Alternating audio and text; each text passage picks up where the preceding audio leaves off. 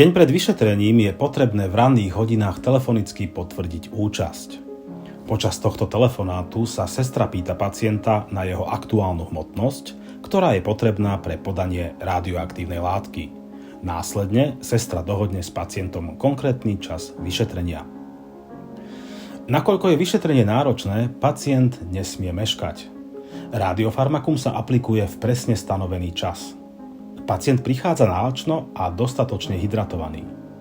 Posledné jedlo môže jesť najneskôr 4 hodiny pred termínom vyšetrenia. Lieky, ktoré pacient bežne užíva, užije v normálnom režime. Na vyšetrenie prinesie zdravotnú dokumentáciu, ktorá obsahuje záznamy o predchádzajúcich vyšetreniach, prepúšťacie správy, prípadne správy o vyšetreniach v elektronickej podobe, ktoré pacient absolvoval za posledné obdobie. Môžu to byť napríklad disky, USB kľúče a podobne. Pacient by mal mať na sebe odevy bez kovových zapínaní.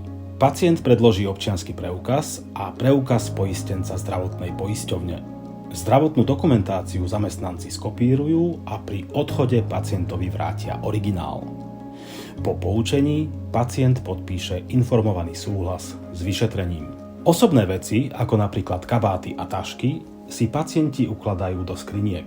S pacientom je spísaný protokol, v ktorom odpovedá na dôležité otázky pred vyšetrením.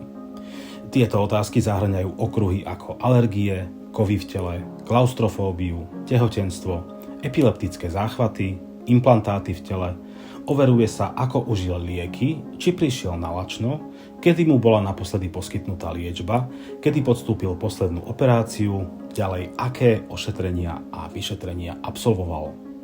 Či nepodstúpil napríklad CT vyšetrenia, magnetickú rezonanciu a podobne.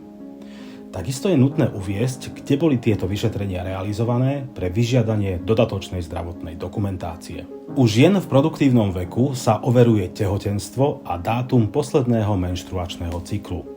Prípadne sa realizujú aj tehotenské testy.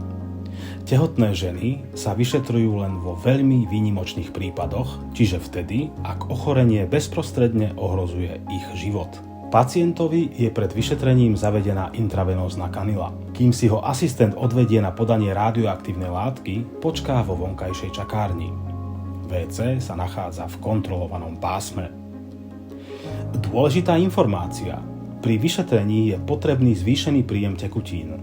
Ak pacienti trpia inkontinenciou, čiže stratou schopnosti udržať moč, je nutné, aby túto skutočnosť oznámili personálu, ktorý pacientom zabezpečí potrebné pomôcky, aby sa počas vyšetrenia cítili komfortne.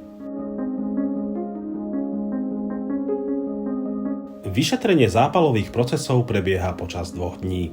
Po príchode je pacientovi odobraná krv, z ktorej sú extrahované, čiže izolované od ostatných buniek biele krvinky. Tieto krvinky sú následne v laboratóriu označené slabo radioaktívnou látkou a podané naspäť pacientovi v SPECT čakárni.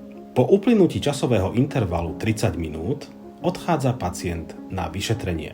Snímanie prebieha na SPECT kamere. Radiologický asistent zavolá pacienta, spýta sa ho, či nemá kovové predmety na oblečení a uloží ho na vyšetrovacie lôžko. Počas vyšetrenia pacient dodržuje pokyny radiologického asistenta. Prvý deň prebieha celotelové snímanie v trvaní 30 minút a jedno lokálne snímanie na predpokladané miesto zápalu v trvaní 30 minút.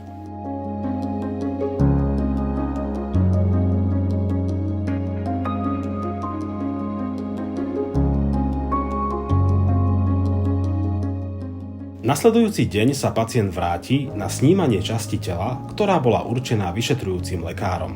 Radiofarmakum sa pacientovi už nepodáva. Na druhé vyšetrenie slúži látka podaná deň vopred. Toto vyšetrenie trvá približne 20 minút. Po vyšetrení pacient chvíľu počká, kým lekár skontroluje nasnímaný obraz a overí, či snímanie prebehlo v poriadku a či nie je potrebné niektorú sekvenciu zopakovať. Ak vyšetrenie prebehlo v poriadku, sestra si ho zavolá a oboznámi ho s ďalším postupom. Po skončení vyšetrenia je pacientovi odstránená intravenózna kanila, je mu vrátená dokumentácia aj s potvrdením o absolvovaní vyšetrenia, kde je potvrdenie o radioaktivite.